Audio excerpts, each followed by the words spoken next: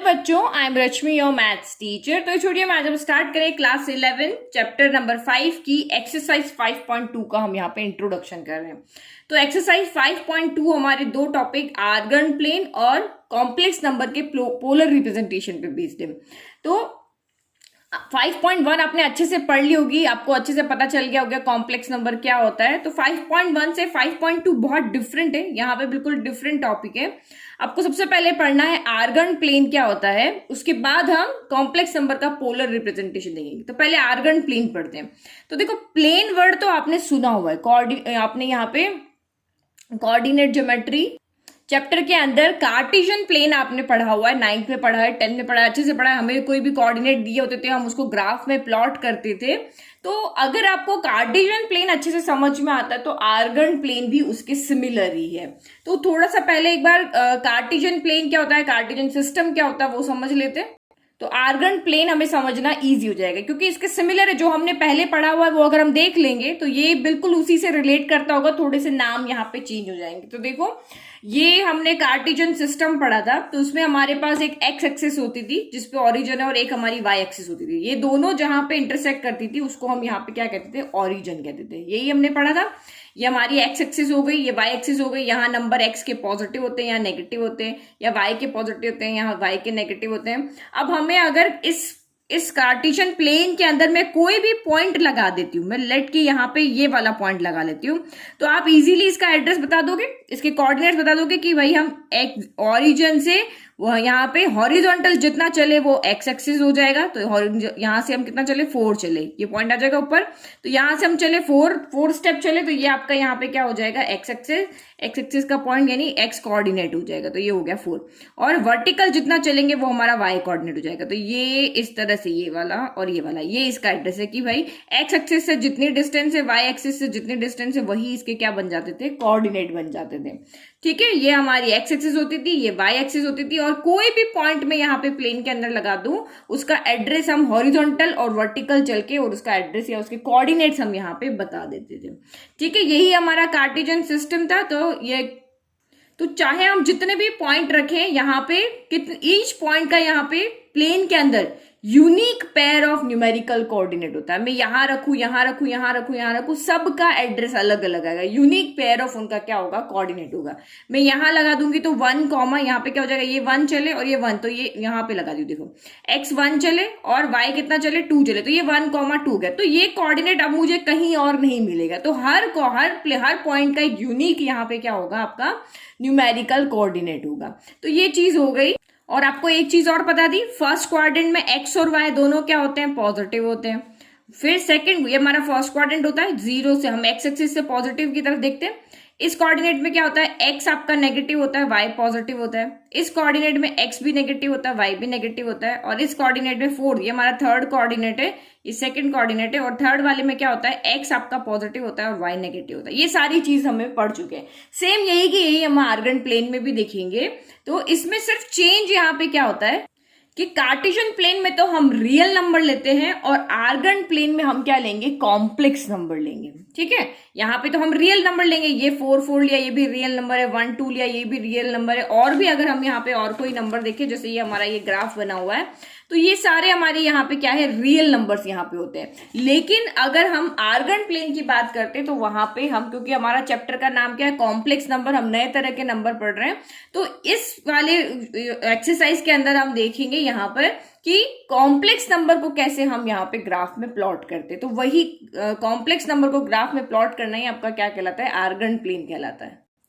तो जैसे मेरे पास यहाँ पे एक नंबर है, मैं z इक्वल टू ले लेती हूँ 2 + i/3।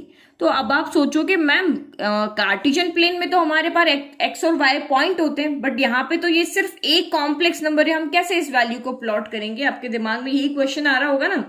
तो आर्गन प्लेन बिल्कुल सेम टू सेम आपका कैसे रहेगा, बिल्कुल कार्टेशियन प्लेन जैसा ही रहेगा, लेकिन इसमें सिर्फ एक्सिस के नेम चेंज हो जाएंगे। देखो, आप यहाँ पे जो लेते हो, इसको हम यहाँ पे z equal to x plus iota y की फॉर्म में लिखते हैं। हमने क्या कहा, हमारे कॉम्प्लेक्स नंबर मैंने ए बी लिया था, लेकिन अभी हम प्लेन की बात कर रहे हैं, इसलिए मैं इसके कोऑर्डिनेट को एक्स वाई लेती हूँ ताकि आप इजीली थोड़ा उससे रिलेट कर पाओ।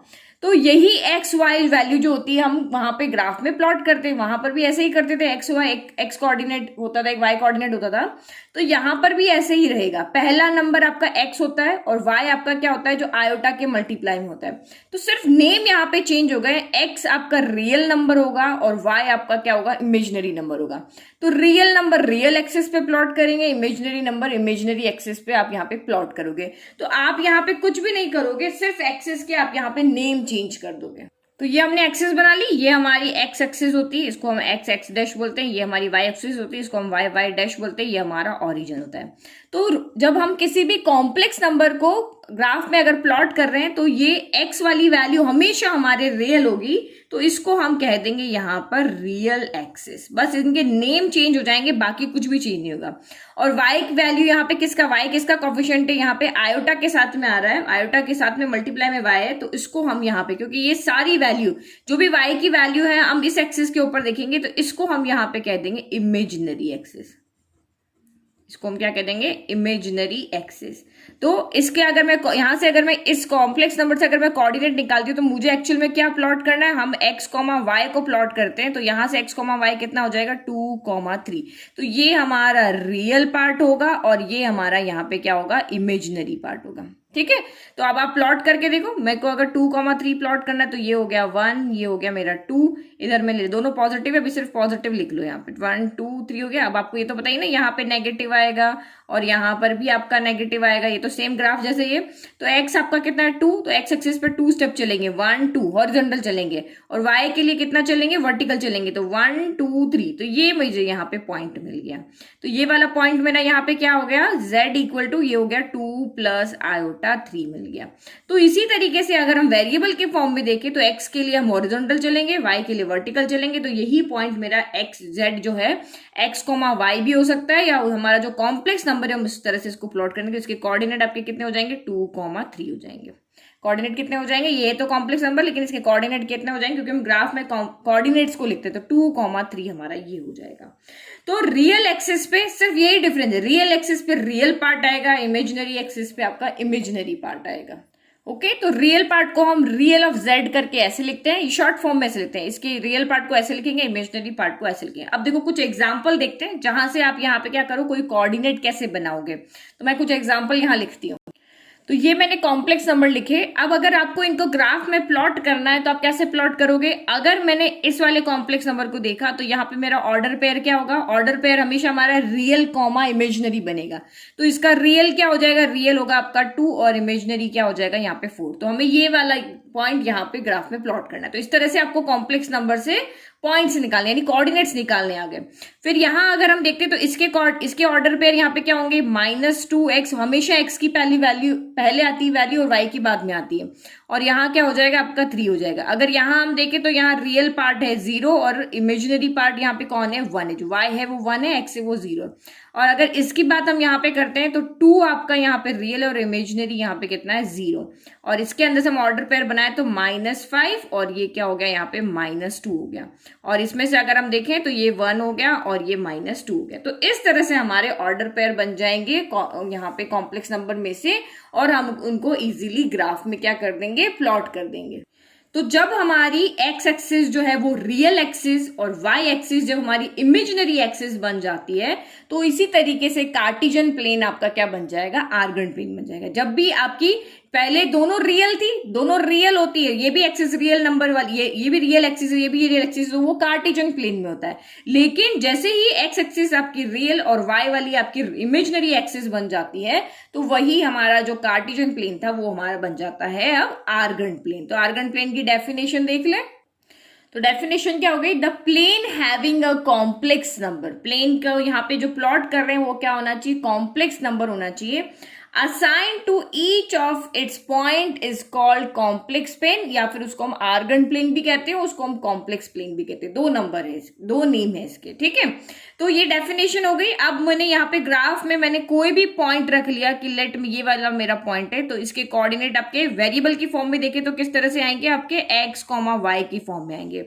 और x के लिए हम यहाँ पे क्या चलेंगे, ये पॉइंट है तो ये यहां से यहां तक हम चलेंगे इस तरीके से। ये तो इतना जो आप चलोगे उसको हम कहेंगे एक्स एक्सिस पे चलेंगे, और इतना जो हम चलेंगे वो किस पे चलेंगे, वर्टिकली चलेंगे। ये हम हॉरिजॉन्टल चलेंगे और ये वर्टिकली चलेंगे। तो इस तरह से हम किसी भी कॉम्प्लेक्स नंबर को ग्राफ में क्या कर देंगे, प्लॉट लोकेट कर देंगे या प्लॉट कर देंगे।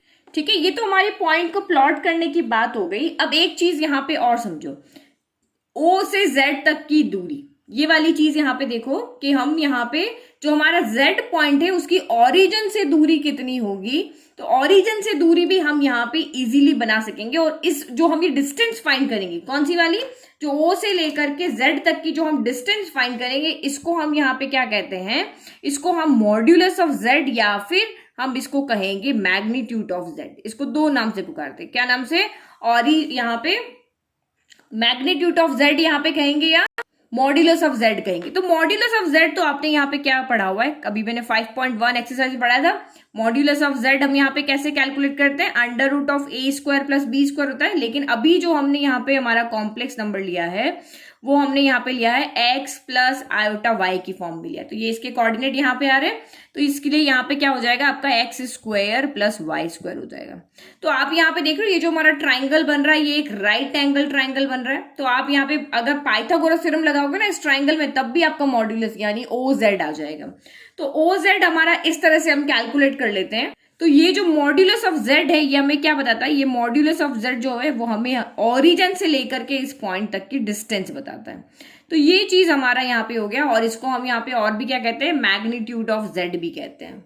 तो ये हमारा पूरा हो गया आर्गन प्लेन। तो कुछ समझने में दिक्कत नहीं है, कुछ नया नहीं है, सिर्फ एक्सिस के नेम चेंज हो गए, कैसे कॉम्प्लेक्स नंबर से कोऑर्डिनेट हम निकालेंगे वो आपने यहाँ पे सीख लिया। और तीसरी चीज हमने यहाँ पे देखी है कि हमें कोई भी ग्राफ में अगर कोई पॉइंट है यहाँ पर, तो उसकी हम ओरिजिन से डिस्टेंस कैसे निकालते हैं और उसको किस नेम से बुलाते हैं। तो ये यहाँ पे हो गया। तो एक्स एक्सिस के अलोंग यहाँ पे हम रियल नंबर्स प्लॉट करते हैं, वाई एक्सिस के अलोंग हम यहाँ पे इमेजिनरी नंबर प्लॉट करते हैं, और जो यहाँ पे अंदर की तरफ जो नंबर आते हैं वो हमारे होते हैं कॉम्प्लेक्स नंबर। एक्स एक्सिस पे अगर मैं यहाँ पे कोई बात कर रही हूँ इस लाइन पे, अभी देखो आगे हम क्वेश्चन करेंगे तो आपको समझ में आएगा। अगर कोई एक्सिस के ऊपर कोई पॉइंट आ रहा है, लाइक कि मेरा ये वाला पॉइंट आ रहा है, तो यहाँ पे ये पॉइंट क्या होगा, लाइक कि मेरा 5,0 है, तो ये हमेशा क्या होगा, रियल होगा। एक्सिस के अलोंग हमेशा रियल नंबर होंगे। ओनली अगर सिर्फ यहाँ पे पॉइंट आ रहा है, यहाँ पे x 0 हो गया और y 5 हो गया, तो इसमें सिर्फ आपका आयोटा होगा, रियल नंबर तो यहाँ है ही नहीं। तो ये प्योरली आपका इमेजिनरी यहाँ पे हो जाएगा। इस एक्स एक्सिस के अलोंग आपके रियल एक्सिस के अलोंग आपके रियल होंगे, वाई एक्सिस के अलोंग आपके यहाँ पे इमेजिनरी होंगे, और जो बीच में जो यहाँ पे आ रहे हैं वो आपके क्या होंगे, कॉम्प्लेक्स नंबर होंगे। ये जैसे आपका ये वाला जो कोऑर्डिनेट है, या फिर हमने जो ये वाला कोऑर्डिनेट बनाया, ये आपका किसका, कॉम्प्लेक्स नंबर का। कॉम्प्लेक्स नंबर क्यों कह रहे हैं, क्योंकि इसमें रियल पार्ट भी है और इमेजिनरी पार्ट भी, दोनों यहाँ पर है इसलिए। ठीक है, और प्योरली इमेजिनरी में यहाँ पे क्या होगा आपका, प्योरली रियल में क्या होगा, इमेजिनरी 0 होगा, प्योरली इमेजिनरी में आपका रियल 0 होगा। जब क्वेश्चन करेंगे तब ये चीज आपको बहुत अच्छे से समझ में आएगी कि वहां पे आगे जब पोलर रिप्रेजेंटेशन जब पढ़ेंगे कॉम्प्लेक्स नंबर की, तो वहां पर आप जब क्वेश्चन को देखोगे तब आपको समझ में आएगा कि ये इक्वेशन प्योरली रियल क्यों है, प्योरली इमेजिनरी क्यों है। तो ये तो हो गया हमारा आर्गन प्लेन। अब हम यहाँ पे देखते हैं polar representation of complex number. तो next topic is polar representation of complex number. तो अभी हमने कॉम्प्लेक्स नंबर को कैसे प्लॉट करना है वो सीखा, तो उसको हमने आर्गन प्लेन का। अब हम कॉम्प्लेक्स नंबर का कौन सा रिप्रेजेंटेशन देखेंगे, पोलर रिप्रेजेंटेशन। तो अभी हम दो तरह के रिप्रेजेंटेशन की बात कर रहे हैं, तो कॉम्प्लेक्स नंबर को रिप्रेजेंट कर रहे हैं। तो अभी हमने जब देखा था आर्गन प्लेन में, तो इसमें हमने एल्जेब्रिक फॉर्म देखी थी, हम x प्लस आयोटा y हमारे पास कॉम्प्लेक्स नंबर, तो इसमें से हम x, y को वहां पे प्लॉट कर दिया। अब दूसरी तरह का रिप्रेजेंटेशन देख रहे हैं जो है हमारा पोलर फॉर्म। तो पोलर फॉर्म में हम x, y की जगह पे क्या प्लॉट करेंगे, या किस तरीके से हम यहाँ पे किसी भी पॉइंट को निकाल के लाएंगे। लाइक कि मैंने यहाँ पे एक डॉट लगा दिया, अब मुझे उसका एड्रेस बताना है, तो क्या इसका एड्रेस बताने का सिर्फ एक ही तरीका है आपके सामने कि आप एक्स एक्सिस पे हॉरिजॉन्टल चलो और इस तरह से एक्स कोऑर्डिनेट के लिए हॉरिजॉन्टल चलो, वाई कोऑर्डिनेट के लिए वर्टिकल चलो, और आप यहाँ पे इस पॉइंट के ऊपर पहुंच जाओ। तो क्या सिर्फ ये एक ही तरीका जो हमने एल्जेब्रिक फॉर्म में सीखा, क्या और कोई तरीका नहीं है? तो हमारे पास एक और तरीका है इस पॉइंट पे पहुंचने का, उसको हम यहाँ पे पोलर फॉर्म कहेंगे, जो इस पॉइंट पे पहुंचने का तरीका है। तो ये अभी हम देखेंगे कि क्या क्या मेथड है, वो क्या तरीका है जिससे हम यहाँ पे और भी तरीके से इस कोऑर्डिनेट का एड्रेस बता सकते हैं। ठीक है, तो लेट मैंने कि यहाँ पर एक पॉइंट ले लिया, मैंने ले लिया यहाँ पे जेड एक्स कॉमा वाई ले लिया, ठीक है।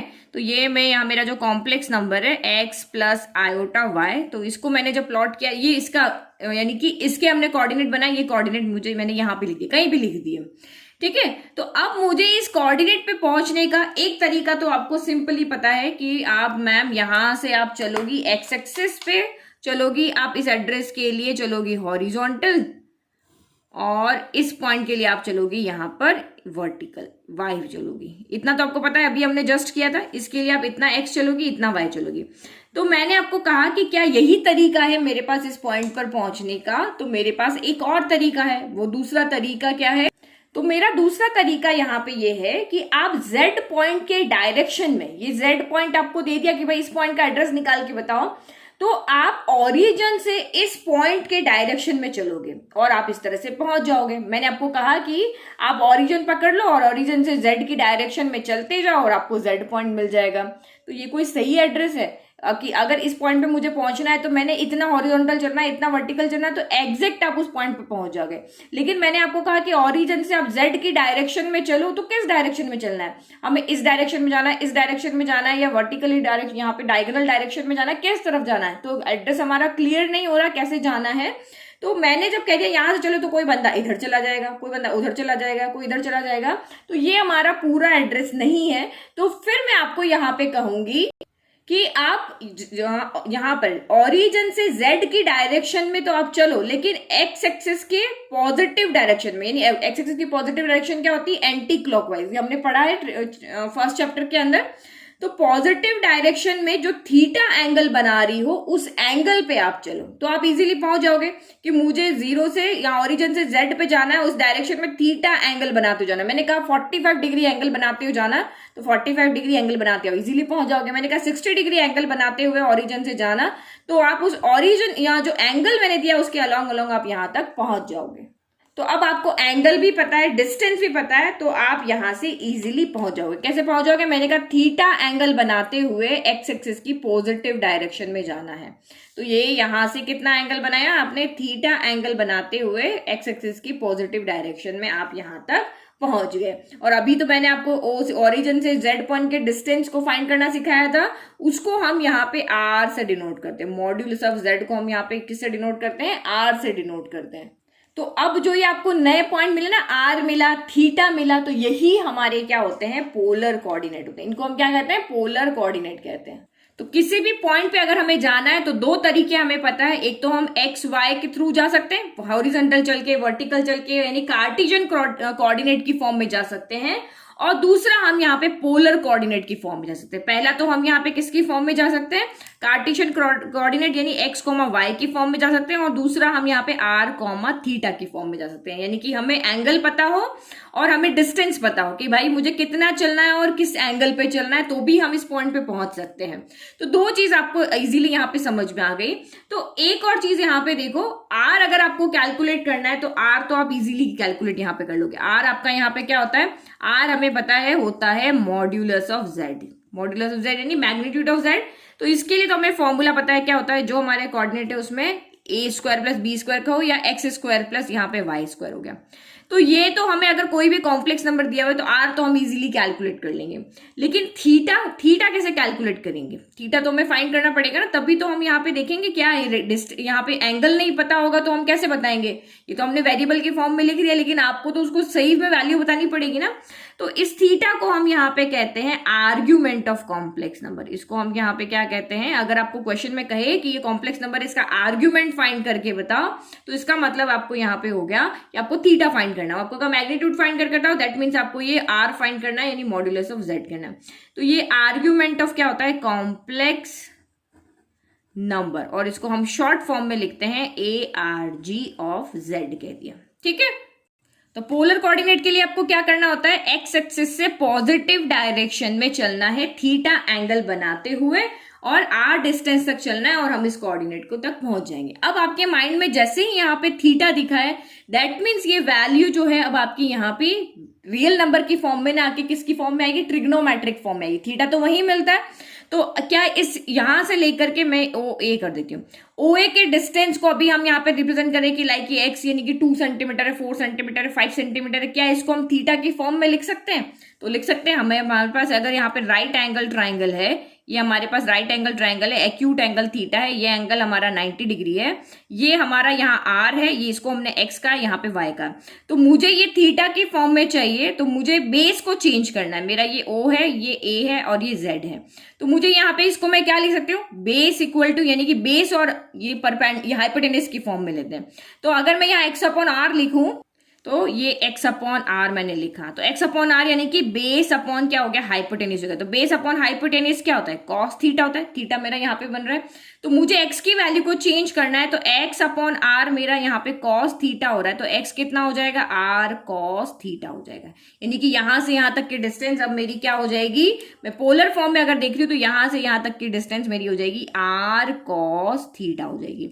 और इसी तरीके से हम ये वर्टिकल वाली भी फाइंड कर सकते हैं y, तो इसको क्या लिखेंगे हम यहाँ पे ये हमारा परपेंडिकुलर है ना, तो p अपॉन एच करेंगे। तो p अपॉन एच मेरा यहाँ पे क्या होता है, p अपॉन एच मेरा होता है यहाँ पे साइन थीटा। तो p कौन है, p आपका यहाँ y है और हाइपोटेनस कितना है, r है। तो ये हो गया y upon r equal to sine theta. तो y कितना हो जाएगा आपका, r साइन थीटा हो जाएगा। तो ये हमने जो हमारे कोऑर्डिनेट थे अलजेब्रिक फॉर्म वाले, उसको हमने किस में चेंज कर दिया, अब हमने इनको चेंज कर दिया है यहाँ पे पोलर, यानी ट्रिग्नोमेट्रिक फॉर्म में हमने इनको चेंज कर दिया। तो दैट मीन्स ये हमारे हो गए पोलर फॉर्म में। तो ये हो गया हमारा r cos थीटा आया था, यहाँ हो जाएगा r साइन थीटा हो जाएगा। सिंपली समझ में आ गया।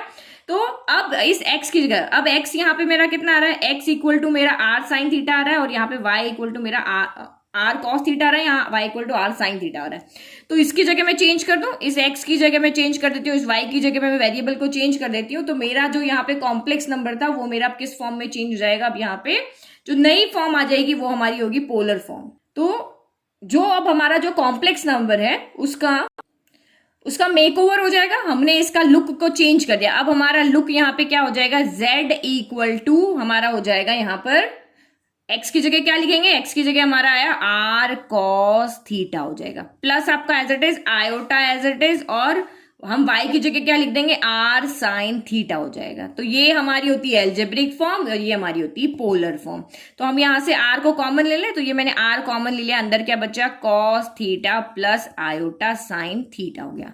ठीक है, समझ में आ गया कैसे हमने एल्जेब्रिक फॉर्म को पोलर फॉर्म में यहां पर चेंज कर दिया। ठीक है, तो जो कॉम्प्लेक्स नंबर है उसको r और थीटा की फॉर्म में लिखना। ये जो हमारा कॉम्प्लेक्स नंबर है इसको r और थीटा की फॉर्म में लिखना ही आपका क्या कहलाता है, पोलर फॉर्म कहलाता है।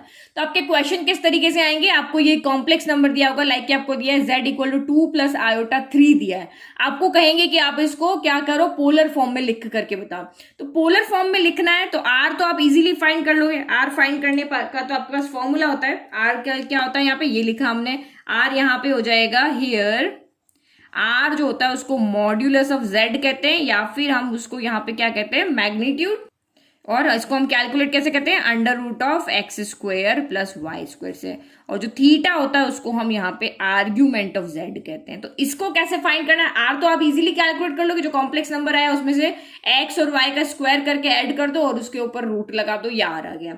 अब थीटा कैसे कैलकुलेट करना है वो आपको देखना है। थीटा के लिए हमारी टोटल 3 स्टेप है, इसके लिए पूरी एल्गो लगती है इसको कैलकुलेट करने के लिए, सीधा फॉर्मूला नहीं है। तो उस एल्गो या उस 3 स्टेप को आपको यहाँ पे याद रखना है। तो ये हमारा जो आर्गन प्लेन है, क्योंकि हमने इसमें कॉम्प्लेक्स नंबर को प्लॉट किया है, तो हर पॉइंट का यूनिक एड्रेस होगा, यूनिक कोऑर्डिनेट होगा, यूनिक r होगा, यूनिक थीटा होगा। जैसे कार्टेशियन प्लेन में हर पॉइंट का यूनिक x y होता है ना, एक्स वाई यानी उसका एब्सिसा ऑर्डिनेट अलग अलग होते हैं, वैसे ही इसमें आपका जो आर्गन प्लेन है इसमें भी हर पॉइंट के लिए r भी अलग होगा और थीटा भी यहाँ पर अलग होगा। तो ये चीज यहाँ पे सेम रिलेट करके हम समझ रहे हैं। तो ये मैंने यहाँ पे लिख के बता दिया, x, y आपके कार्टेशियन कोऑर्डिनेट होते हैं और r, थीटा आपके पोलर कोऑर्डिनेट होते हैं। अब देखो हम यहाँ पे r फाइंड करना हमें आ गया, अब थीटा कैसे फाइंड करेंगे, तो हाउ वी कैलकुलेट थीटा। तो देखो 3 स्टेप है, जहां पर भी कोई फॉर्मूला हो या स्टेप्स हो, बहुत इजी एक्सरसाइज है आपकी, किसी भी कॉम्प्लेक्स नंबर का आप यहाँ पोलर रिप्रेजेंटेशन बहुत सिंपली कर सकते हो। सिर्फ 3 स्टेप आपको यहाँ पे याद रखनी, r आप इजीली कैलकुलेट कर लिया, अब आर्ग्यूमेंट कैसे फाइंड करेंगे, तो फर्स्ट आपका यहाँ पे है जो भी कॉम्प्लेक्स नंबर आपको दिया हुआ है, आपको सबसे पहले ये पता लगाना होगा कि ये कौन से कोऑर्डिनेट में है, कि ये कॉम्प्लेक्स नंबर कौन से कोऑर्डिनेट में लाई कर रहा है। तो सबसे पहले क्या पता लगाएंगे, जो हमारा कॉम्प्लेक्स नंबर जिसका भी हमें पोलर रिप्रेजेंटेशन फाइंड करना है वो कौन से क्वाड्रेंट में लाई कर रहा है, फर्स्ट पे है, सेकंड पे है, थर्ड पे है, फोर्थ पे है या फिर इन एक्सिस पे है। तो जिस भी यहाँ पे कोऑर्डिनेट में ये लाई करेगा उसके अकॉर्डिंग आपका थीटा आएगा। तो सबसे पहले हमें यही पता करना है, ठीक है। तो ये यहाँ पे लिख दिया, मीन्स कि कौन से क्वाड्रेंट में है, फर्स्ट में है, सेकंड में है, थर्ड में है और फोर्थ में। अब आपके दिमाग में आ रहा होगा मैम ये कैसे पता करेंगे, तो ये देखो मैंने यहाँ पे कुछ एग्जाम्पल लिखे थे ना, तो यहीं से देखो आपको साइन से पता चल जाएगा। क्यों, मैंने अभी आपको बताया था, देखो फर्स्ट क्वाड्रेंट में क्या होता है, फर्स्ट क्वाड्रेंट में आपके दोनों ही क्या होते हैं, पॉजिटिव। देखो एक्स भी पॉजिटिव, वाई भी पॉजिटिव, तो फर्स्ट क्वाड्रेंट में जो भी आएगा उसके दोनों के साइन क्या होंगे, पॉजिटिव होंगे। सेकेंड ओनली साइन देखना, हमें नंबर नहीं देखना है, सिर्फ साइन से आप पता कर लोगे। फिर सेकंड क्वाड्रेंट में क्या होता है, एक्स नेगेटिव होता है, वाई आपका क्या होता है, पॉजिटिव होता है। थर्ड क्वाड्रेंट में क्या होता है, दोनों ही आपके नेगेटिव होते हैं। और फोर्थ क्वाड्रेंट में क्या होता है, एक्स आपका पॉजिटिव होता है और वाई आपका यहाँ पर नेगेटिव होता है। तो जैसे मेरा ये वाला नंबर है, तो ये मैंने 2 ले लिया, 4, इसके मैंने ऑर्डर पेयर बनाया, यहाँ पे क्या बनाया, 2,4 बनाया, तो दोनों ही पॉजिटिव है, तो ये आपका कौन से क्वाड्रेंट में आएगा, ये फर्स्ट क्वाड्रेंट में आएगा। अब यहाँ देखो x नेगेटिव है और y पॉजिटिव है, तो ये x नेगेटिव है, y पॉजिटिव है, तो आपका यहाँ पे कौन से क्वाड्रेंट में आएगा, ये सेकंड क्वाड्रेंट में आएगा। तो ऐसे ही जैसे हमने r कैलकुलेट कर लिया, उसके बाद सेकंड स्टेप हम थीटा फाइंड करने के लिए जो हमारी फर्स्ट स्टेप होगी वो यही लिखेंगे कि ये कौन से क्वाड्रेंट में आपका लाई कर रहा है। फिर आप यहाँ पे देखो ये 0,1 है, तो ये किसी क्वाड्रेंट में नहीं लाई करेगा, x 0 y 1 यानी कि ये वाला पॉइंट आएगा। x आपका यहाँ पे क्या है, सॉरी यहाँ पे आएगा y एक्सिस पे, x आपका यहाँ पे 0 होता है और y 1 होता है, तो आप कहोगे कि ये तो y एक्सिस पे लाई कर रहा है। तो जब भी कोई पॉइंट एक्सिस पे लाई करता होता है तो हम उससे छोटा वाला क्वाड्रेंट वहां पे देख लेते हैं कि ये इस एक्सिस पे है, तो यहाँ पर हम सीधा ले लेंगे, या फिर जो यहाँ पे एंगल है 90 डिग्री है तो सीधा वो भी आपका यहाँ पे क्या हो सकता है, आंसर हो सकता है। और अगर फॉर्मूले के अकॉर्डिंग जब देखा जाएगा, अब ये वाला पॉइंट है, ये वाला आपका y एक्सिस पे लाई कर रहा है, और ये वाला पॉइंट x2 है और y 0, तो ये आपका यहाँ पे x एक्सिस पे लाई कर रहा है। फिर दोनों नेगेटिव है, दोनों नेगेटिव यहाँ पे कहाँ होते हैं, ये भी नेगेटिव, ये भी नेगेटिव, तो ये हमारे होते हैं थर्ड क्वाड्रेंट में। और x पॉजिटिव और y नेगेटिव, तो ये हमारे यहाँ पे कहाँ हो गए, x पॉजिटिव y नेगेटिव, तो ये हमारा हो गया फोर्थ क्वाड्रेंट में। तो ये काम तो आप इजीली कर लोगे, कौन से क्वाड्रेंट पे है, एक्सिस पे है, ये तो आप यहाँ पे साइन को देख करके पता लगा के लोगे। और जिसको ये साइन से नहीं समझ में आ रहा वो प्लॉट करके देख लेना कि 2,4 कौन से क्वाड्रेंट में आएगा, -2,3 कौन से क्वाड्रेंट में आएगा, तो वैसे भी ये देख सकते हैं। तो फर्स्ट स्टेप हमारी यहाँ पे हो गई। नाउ सेकंड जो हमारी एल्गो है थीटा फाइंड करने की, उसकी फर्स्ट स्टेप में आपको यहाँ पे एक प्रोसीजर से हमें चलना है, तो फर्स्ट स्टेप आपकी ये हो गई। नाउ सेकंड स्टेप यहाँ पे क्या होती है कि हम पहले थीटा नहीं फाइंड करते हैं, हम यहाँ पे क्या करते हैं, पहले अल्फा फाइंड करते हैं।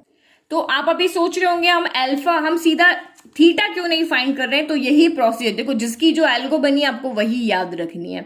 तो हम अल्फा फाइंड करेंगे, हमने यहाँ पे सबसे पहले देख लिया कौन से क्वाड्रेंट में, उसके बाद हमें अल्फा फाइंड करना है। तो सेकंड स्टेप में आपका अल्फा फाइंड करने के लिए क्या तरीका होता है, तो हमारा अल्फा यहाँ पे फाइंड करने के लिए फॉर्मूला होता है tan inverse modulus of y upon x हो गया। तो tan inverse modulus of x, यानी मॉड्यूलस मतलब कि यहाँ पे जो भी वैल्यू इसके अंदर आएगी, नेगेटिव आएगी, पॉजिटिव आएगी, बाहर पॉजिटिव बन के ही आएगी। ये मॉड्यूलस का मतलब तो यही होता है, अभी कितनी बार बता चुके हैं कि किसी भी मॉड्यूलस के अंदर अगर आपका नेगेटिव नंबर आएगा तो भी वो बाहर आके पॉजिटिव हो जाएगा, और पॉजिटिव नंबर आएगा तभी वो बाहर आके पॉजिटिव हो जाएगा।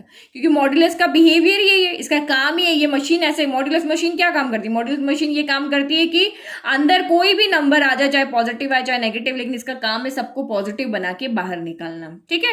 तो ये हो गया। तो y का मतलब यहाँ पे क्या हो रहा है, y का मतलब हम यहाँ पे कह रहे हैं कि हम यहाँ पे इमेजिनरी पार्ट रखेंगे, क्या रखेंगे, इमेजिनरी, और नीचे हम यहाँ पे क्या रखेंगे, डिनोमिनेटर में हम रियल ऑफ z रखेंगे, और यहाँ पे इमेजिनरी ऑफ z रखेंगे। समझ में आ गया। तो रियल z क्या होता है, रियल ऑफ z, यानी z का रियल कौन है, x, और z का इमेजिनरी कौन है, तो यहाँ y है, तो यही हो गया y अपॉन x। तो ये गलती मत कर देना x अपॉन y की, ये y अपॉन x आ जाएगा।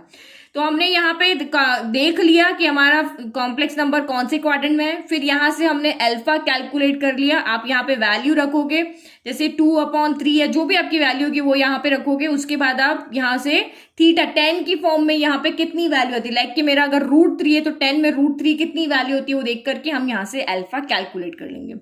अल्फा कैलकुलेट करने के बाद में हम यहाँ पे क्या करेंगे, जो भी हमारी अल्फा की वैल्यू आएगी उसके बेसिस पे हमारा थीटा आएगा। तो आप एक टेबल यहाँ पे याद रख लो, एक टेबल आपको यहाँ पे याद रखनी है, उससे आपका पूरा क्वेश्चन सॉल्व हो जाएगा। तो देखो सबसे सिंपल तरीका है, यहाँ पे देखो सबसे पहले ये मैंने एक्सिस ड्रॉ कर लिया, ठीक है। तो अब भाई आपने कोऑर्डिनेट, यहाँ पे कोऑर्डिनेट के अकॉर्डिंग यहाँ पे क्या देखो कि फर्स्ट कोऑर्डिनेट में दोनों पॉजिटिव होने चाहिए, सेकंड में एक्स नेगेटिव वाई पॉजिटिव होता है, थर्ड में दोनों ही नेगेटिव होते हैं, और फोर्थ वाले में क्या होता है आपका एक्स पॉजिटिव होता है और वाई नेगेटिव होता है। पहली चीज ये आ गई।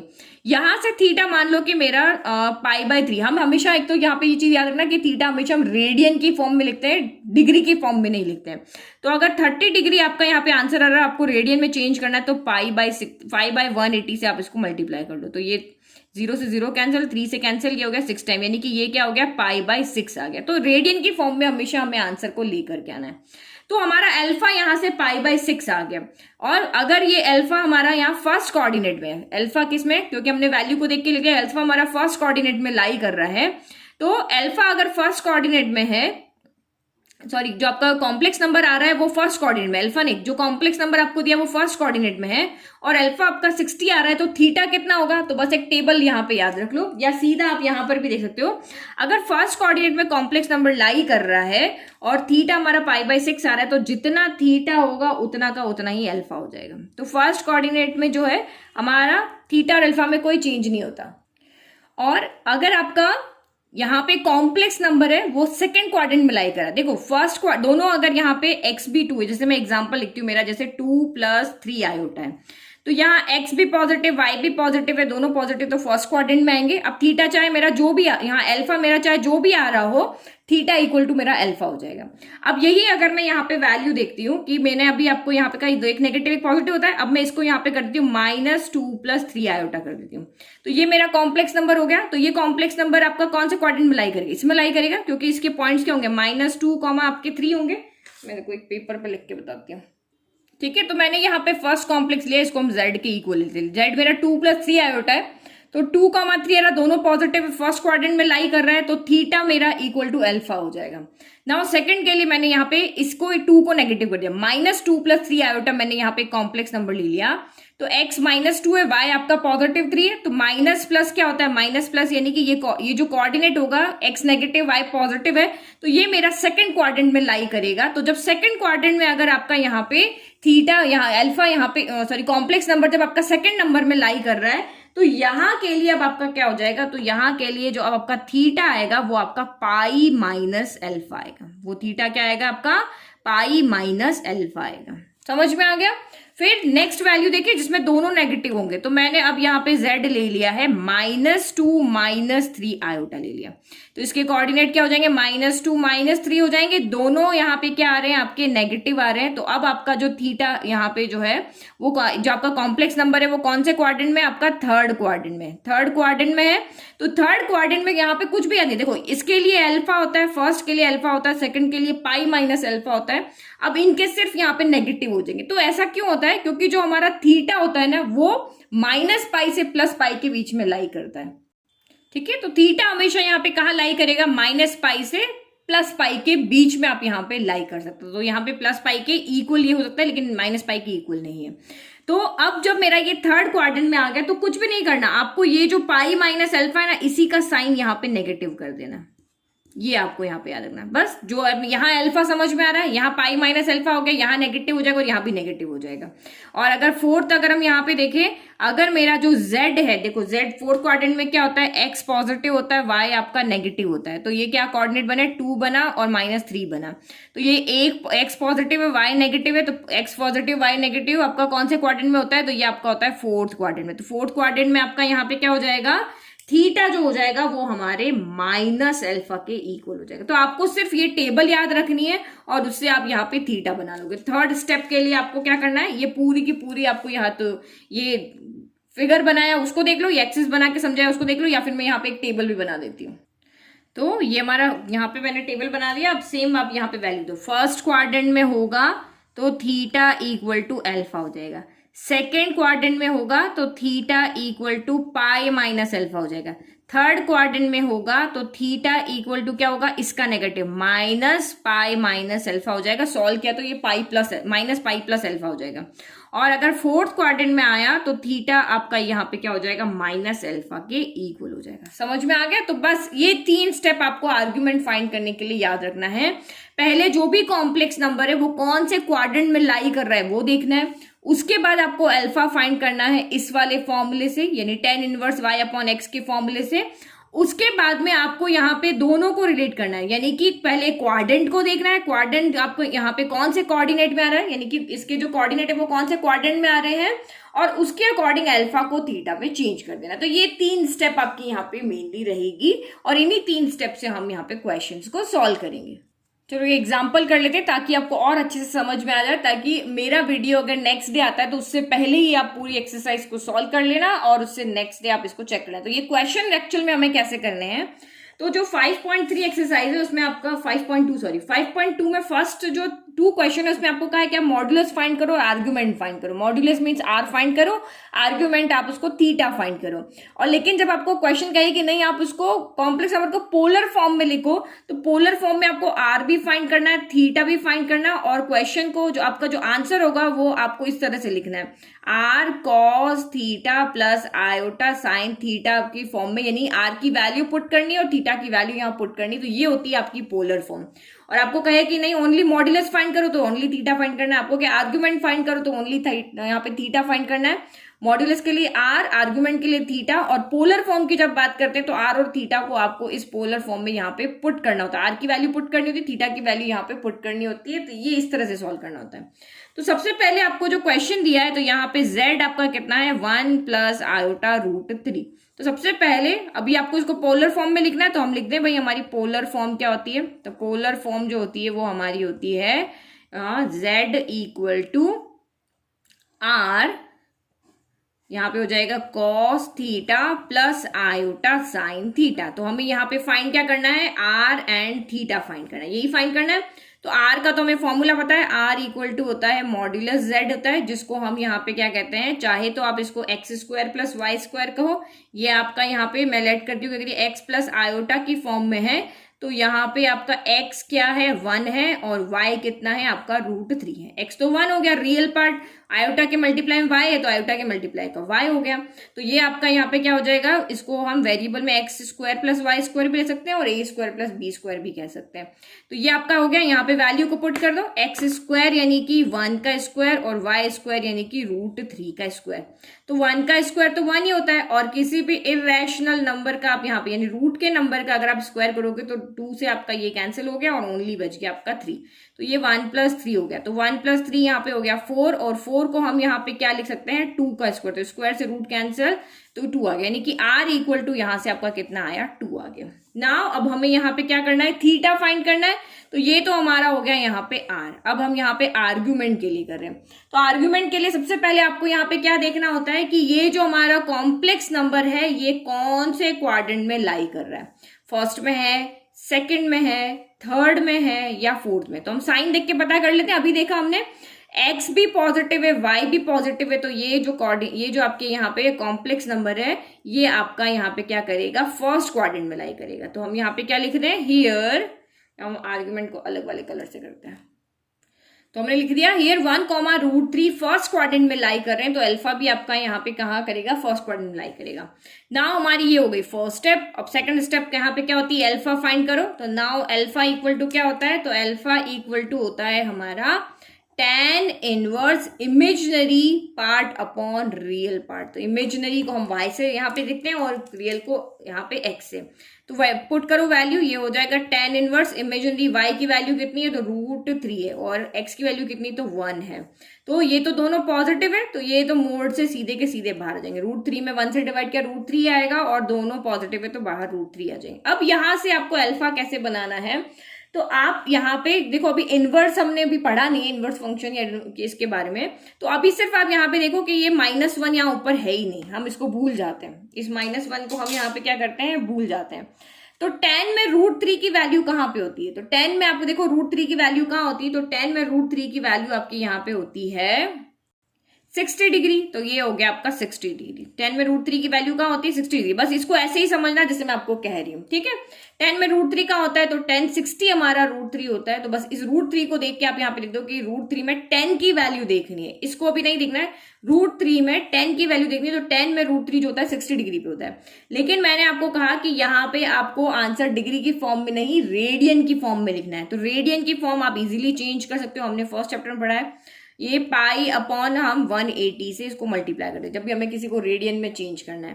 तो आप यहाँ पे देखो, ये 0 से नहीं, ये हमने थर्ड में ये ट्रिग्नोमेट्री वाले चैप्टर में ही पढ़ा है ना, यस। तो ये 6 से कैंसिल हो गया 3, तो यानी कि 60 डिग्री को हम यहाँ पे रेडियन में क्या लिखते हैं? π/3 लिख लेते। तो यहाँ से हमारा अल्फा कितना आ गया? π/3 आ गया। बस अब आपको पता ही है, ये हमारा यहाँ पे फर्स्ट, ये जो हमारा 1, था, ये फर्स्ट क्वाड्रेंट में हमारा लाई कर रहा था। तो फर्स्ट क्वाड्रेंट के अंदर हमें पता है, फर्स्ट क्वाड्रेंट के अंदर हमारा थीटा कितना होता है? तो वो अल्फा के इक्वल हो जाता है। बस हमें ये चीज पता है ना, तो यहां से लिख लो। नाउ फ्रॉम टेबल, जो हमने पीछे टेबल बनाई थी या मैंने आपको यही हमने समझा दिया, दो चीज, अल्फा पाई माइनस अल्फा, यहाँ पे फिर जो दो है उनके नेगेटिव होते, थर्ड और यहाँ पे फोर्थ में। तो यहाँ से थीटा कितना आता है? आपका अल्फा होता है। तो दिस एम्प्लाइज आपका थीटा यहाँ से कितना हो गया? π/3 हो गया, ठीक है। तो ये हो गया π/3। अब आप यहाँ पे पोलर फॉर्म में लिखना है। तो नाउ z इक्वल टू क्या हो जाएगा? r cos theta plus iota sine theta. तो r की जगह r है, तो r कितना आ रहा था आपका? 2 आ रहा था, तो हमने रख दिया 2। फिर आपका cos थीटा, थीटा कितना आ रहा है? π/3 आ रहा है, प्लस आयोटा साइन थीटा कितना आ रहा है? तो यहाँ भी π/3 आ रहा है। अब इसको आगे सॉल्व नहीं करना है कि आप π/3 को सॉल्व करने जा रहे हो। π/3 को सॉल्व करने जाओगे ना, फिर से क्वेश्चन बन जाएगा। तो हमें तो सिर्फ पोलर फॉर्म में लिखना। पोलर फॉर्म में लिखना मतलब कि हमें थीटा और आर और थीटा की फॉर्म में लिखना है। तो ये आर और थीटा की फॉर्म में हमने वैल्यू को पुट कर लिया और इसको हमने यहाँ पे बस पुट करना है, यही हमारी हो जाती है पोलर फॉर्म, ठीक है। तो ये आर और थीटा को पुट करना पोलर फॉर्म में, ये हमारा फाइनल आंसर हो गया। तो इस तरीके से आपको क्वेश्चन को सॉल्व करना है। अब देखो, कल मेरा सॉल्यूशन वीडियो आएगा, पूरी एक्सरसाइज एक ही वीडियो में मैं सॉल्व करूंगी, अगर ज्यादा वीडियो की लेंथ नहीं होती है तो उससे पहले ही आज ही आप इसको सॉल्व कर लो। सॉल्व करके और कल आप चेक कर लेना अपने आंसर। देखो यहाँ पे आर कोई मैटर नहीं करता, अल्फा यहाँ पे सारी इक्वेशन के सेम आ सकते हैं, लेकिन ये जो क्वाड्रेंट की वजह से हमारा आंसर चेंज होता है। देखो आर, जहां मैं जेड की जगह -1 कर दूं ना, तब भी ये मेरा आर यही आएगा। मैं दोनों को नेगेटिव कर दूं तब भी मेरा आर यही आएगा, क्योंकि ये दोनों स्क्वायर है। तो यहाँ पे क्वाड्रेंट से आपका आंसर चेंज होगा। आर भले आपका सेम आ रहा हो, थीटा भले आपका सेम आ रहा हो, लेकिन ये जो आपका यहाँ पे ये जो आंसर आपका आएगा वो क्वाड्रेंट की वजह से आएगा। कॉम्प्लेक्स नंबर जिस क्वाड्रेंट में लाई कर रहा है उसके अकॉर्डिंग आपका थीटा आएगा, ठीक है। तो जैसे अभी मैंने आपको ये लिखवाए नहीं थे, ये वाले, ये सारे इस तरीके से साइन आपके चेंज करोगे तो क्वाड्रेंट जैसे जैसे चेंज होता रहेगा, आंसर आपका यहाँ पे चेंज होता रहेगा। मैं अगर यहाँ पे z को यहाँ पे 1 प्लस आयोटा √3, अगर मैं z को यहाँ पे -1 प्लस आयोटा √3 भी कर दूं, तो ये यहाँ पे कितना हो जाएगा? x मेरा -1 हो जाएगा और y कितना हो जाएगा? मेरा √3 हो जाएगा। तो देखो r तो सेम आएगा, -1 का स्क्वायर प्लस √3 का स्क्वायर वही 2 हो जाएगा। ये कौन से क्वाड्रेंट में लाई करेंगे? x नेगेटिव और y पॉजिटिव, तो ये सेकंड क्वाड्रेंट में आएगा, तो यहाँ सेकंड क्वाड्रेंट में आ जाएगा। थीटा भी आपका यहाँ सेम आएगा, क्योंकि मोड है, तो ये -1 यहाँ लगा दो, तो माइनस का √3 पर मोड से बाहर जाके √3 रहेगा। तो अल्फा आपका सेम रहेगा, आर आपका सेम है, लेकिन क्योंकि हमारा सेकंड क्वाड्रेंट है तो सेकंड क्वाड्रेंट की वजह से हमारा आंसर यहाँ पे क्या हो जाएगा? पाई माइनस अल्फा हो जाएगा, यानी पाई माइनस π/3 यहाँ पे आएगा। तो इसी तरीके से आपके क्वेश्चंस यहाँ पर सॉल्व होंगे, ठीक है। तो बहुत सिंपल चैप्टर है, बहुत सिंपल एक्सरसाइज है। 5.3 तो सबसे सिंपल है। तो इसी तरीके से इंट्रोडक्शन वीडियो देख लो और एक्सरसाइज खुद से सॉल्व करने की कोशिश करो। नेक्स्ट वीडियो में आपको इसके सॉल्यूशन मिल जाएंगे। Thank you. और चैनल को लाइक शेयर सब्सक्राइब करना नहीं भूलना है। और अगर आपको वीडियो पसंद आ रहे हैं तो इसको लाइक जरूर करो और अपने फ्रेंड्स क्लासमेट्स के साथ इसको शेयर जरूर करना।